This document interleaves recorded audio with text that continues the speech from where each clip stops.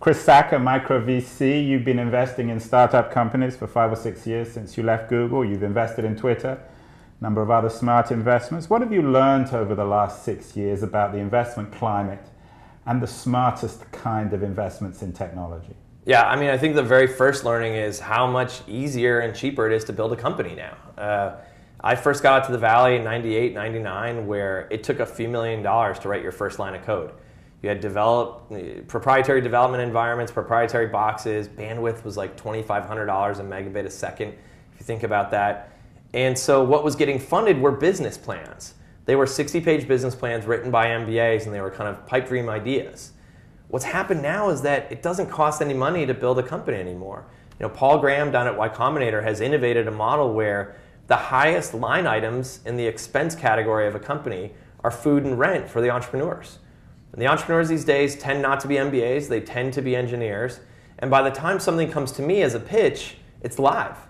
I haven't invested in an idea yet. I only invest in URLs. And so that's fascinating to me, is that I now get to touch live products, and instead of imagining what it might be, I can see it launch, I can see how users are interacting with it, and then we talk about what the future of that product's going to be.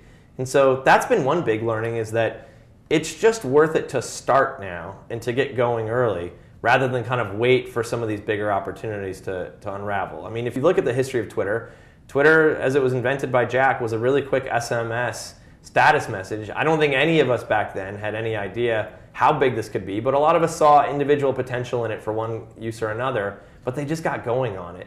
And from there, it flourished into this amazing service.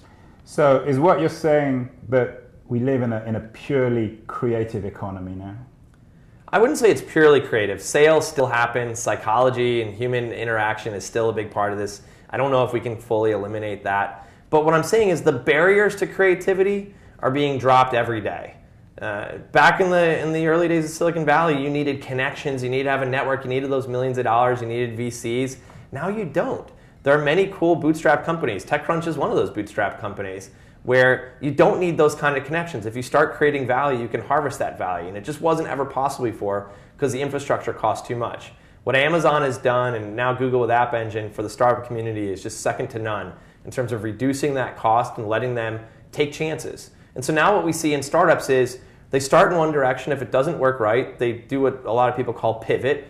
They change their idea, they try that. If it doesn't work again, they try that. And you can have 3 or 4 lives as a company, you know, because burn rates are $4,000 a month. But, you know, Twitter was founded by insiders, by guys who have started 2 or 3 companies before, who was part of this insider, perhaps some people might even say elite network. Wouldn't it be fair to say that it's still very hard for outsiders to break into this economy? No, I don't think so at all. I think if you look at who's building some of the most successful companies these days, they aren't necessarily insiders. And if you even look at the Twitter guys, so Ev built Blogger. Ev was discounted for a long time. He was on the ropes and was kind of like a pariah in that space until Blogger turned the corner and he got bought. And when he left and built Odeo was a failure. I mean, Ev went and bought back the shares from the original investors, admitting, hey, Odeo did not turn the corner. It was a weird product. Within that, Twitter was invented by Jack Dorsey, a guy who had written taxi dispatch software before, definitely not a Silicon Valley insider, had this amazing insight, invented this product, ran that company for a while, and so I don't think it was a very insidery thing per se. As I look at my portfolio, there are definitely some repeat entrepreneurs, but many of them are first-time entrepreneurs, 20-some years old, who don't need that kind of insidery access. If they've got a cool product, they get access to funding, they build cool stuff. So you're seeing a lot of business plans now. You have access to some of the smartest people in the Valley. What's next? What's the next big thing? Well, I don't see business plans. That's what's cool. I see stuff that's getting launched. I see URLs on sites that usually already have users. Well, you see websites. But so, what is happening? What's new? I think what's new is really recognizing the ubiquity of mobile. That we've all got a smartphone on us all day long, and increasingly there's connectivity to that device. And so that's something we all see every day now. Is that new though? People have been saying that for years. But it never really worked because the data wasn't there, the carriers got in between you, the app economy hadn't taken off, payments weren't happening on that thing, there was no commerce. And so as we removed all these barriers, you know, I worked at Google on open wireless, and we've seen carriers starting to go more open, apps are starting to hit, and we're really starting to unlock the value of this constantly on, constantly connected, always with us device. Final question, one word answer. Is the internet dead then?